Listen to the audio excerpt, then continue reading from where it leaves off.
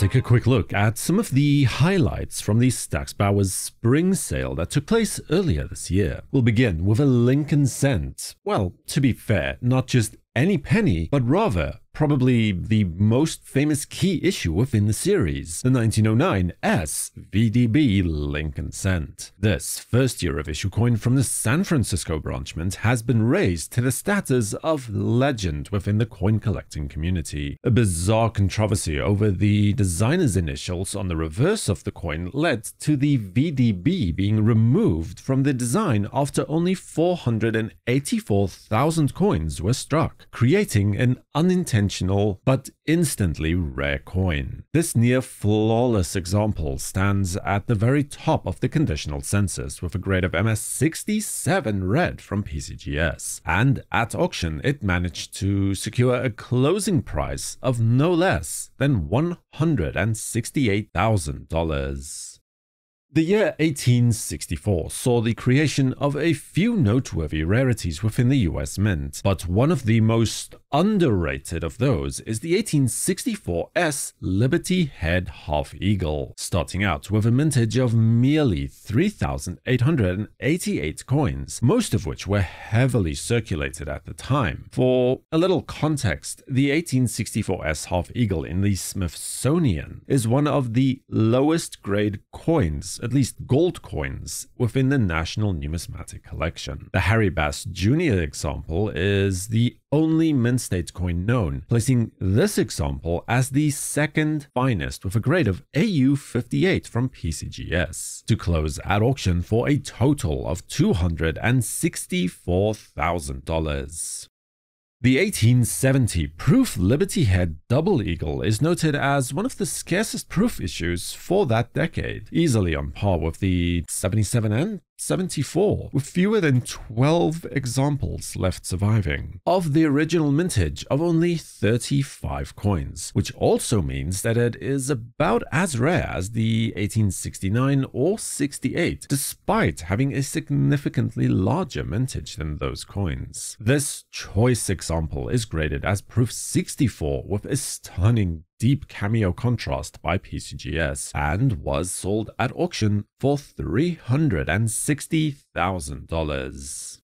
Recovered from the shipwreck of the infamous SS Central America, the fabled ship of gold that saw its doomed voyage come to a tragic end at the bottom of the ocean's floor off the coast of the Carolinas in late August of 1857, after a hurricane's relentless onslaught damaged the vessel's coal-powered steam engines beyond the point of repair, rendering the sidewheel steamer, her 425 passengers and crew, and its million-dollar gold cargo defenseless from the Atlantic Ocean's cold and unforgiving grip that dragged it down 7,200 feet, submerged and lost to time for 130 years until being discovered once again in 1988. An eye-catching 136.3-ounce gold ingot from the firm of Kellogg and Humbert, with a contemporary value of $2,513.27, that sold at auction on this occasion for $372,000. $1875 is a year that can inspire both great excitement and trepidation for the collector of US gold coins. Mintage figures for gold coins took a nosedive in that year. The gold dollar and quarter eagle, for instance, only saw 400 pieces minted each. Liberty Head eagles fared even worse than that, with only 100 coins produced, and the $3 coin was only struck in proof, with no circulation coins whatsoever. The 1875 Half Eagle, meanwhile, saw a mintage of 200 coins. Today, we can confirm that probably fewer than 10 of those having survived. There are no coins known in mint state for this particular issue, and curiously, the proof issues are actually more plentiful and easier to come by than the circulation strike coins. This example was graded by PCGS as AU53 and passed under the auctioneer's gavel for the price of $480,000.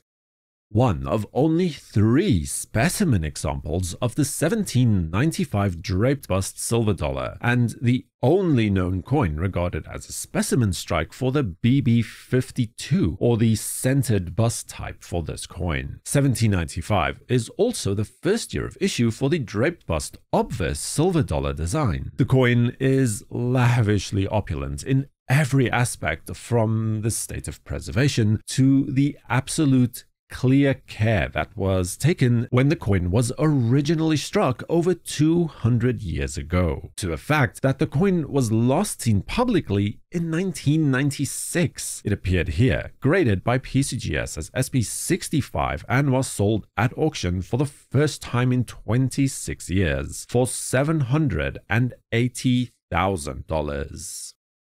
The coins of the Carson City Mint managed to hold a special allure for collectors today. Not only their outright rarity, of which the 1770 Carson City Double Eagle is a prime example, with only 3,789 coins minted in 5 deliveries from March to August of 1870, but also something of the fascination of the pioneering spirit of the Old West, the rugged frontier mint. Perhaps romanticized to a point, but here best reflected in the fact that no mint state examples are known for this coin either, as every last issue, save for the assay coins which were destroyed at any rate, were released into circulation and heavily used as such. With a grade of EF45 from PCGS, the eye appeal of this coin is unusually high for the issue, and characteristically it saw the auctioneer's gavel fell for a closing price of $810,000.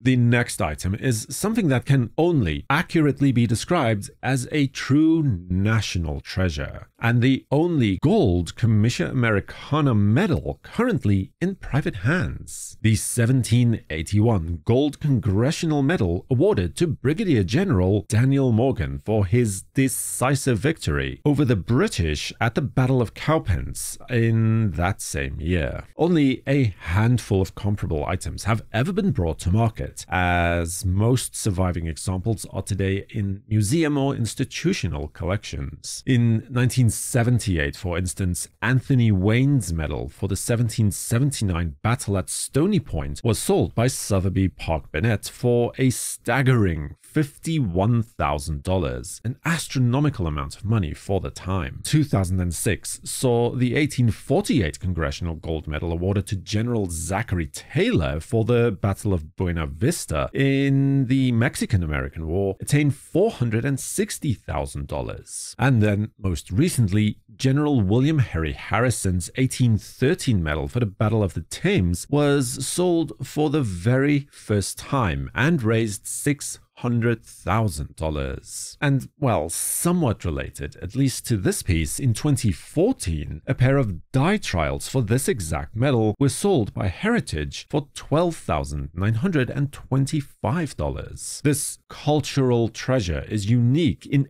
every conceivable way, struck from 4.8 troy ounces of pure gold at the Philadelphia Mint, and has a fascinating history to boot, which unfortunately falls well beyond the purview of this particular presentation. So let me know if you'd like to do a more in-depth video about this and similar medals in the comments below. But today, this piece is graded by PCGS as SP63 and sold at auction for a resounding $960,000.